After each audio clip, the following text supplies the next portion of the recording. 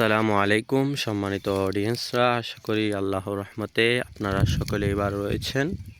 আজকে আমি আপনাদেরকে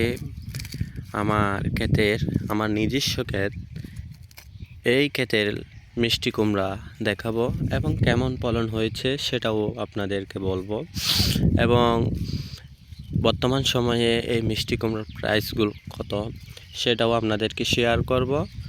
তাই ভিডিওর এন্ড পর্যন্ত থাকুন এবং আমাদের মিষ্টি কুমড়া চাষ করা প্রয়োজন কিনা এবং কিভাবে চাষ করতে হবে আমি আমার সর্বোচ্চটা দেওয়ার চেষ্টা করব।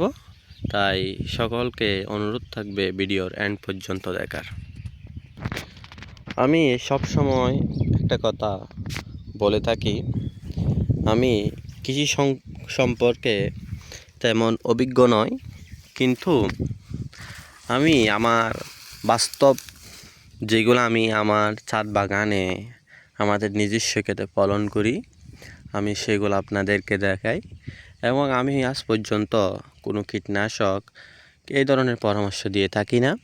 জাস্ট আমি আপনাদেরকে আমার অভিজ্ঞতা শেয়ার করি, এবং আমি অলওয়েজ প্রাকৃতিক যেই জিনিসগুলা যেমন গোবর সার এইগুলা ইউজ করার জন্য বলি।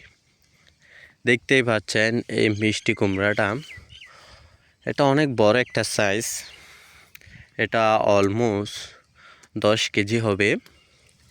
কিন্তু এই বছরের আমি যা দেখেছি, আমাদের এই জমিতে মোটামুটি মিষ্টি কুমড়া হয়েছে, কিন্তু আমাদের অন্যরা যারা চাষ করেছে তাদের একেবারেই মিষ্টি কুমড়া হয় নাই। এর রিজনটা কি আমি জানি না, তবে আমার এই মিষ্টি কুমড়া ক্ষেতে সবার আগেই চারা রোপণ করা হয়েছিল। দেন মারাত্মক এবং গোবর সার ইউজ করেছি, যেগুলা আপনাদেরকে বলার বাইরে।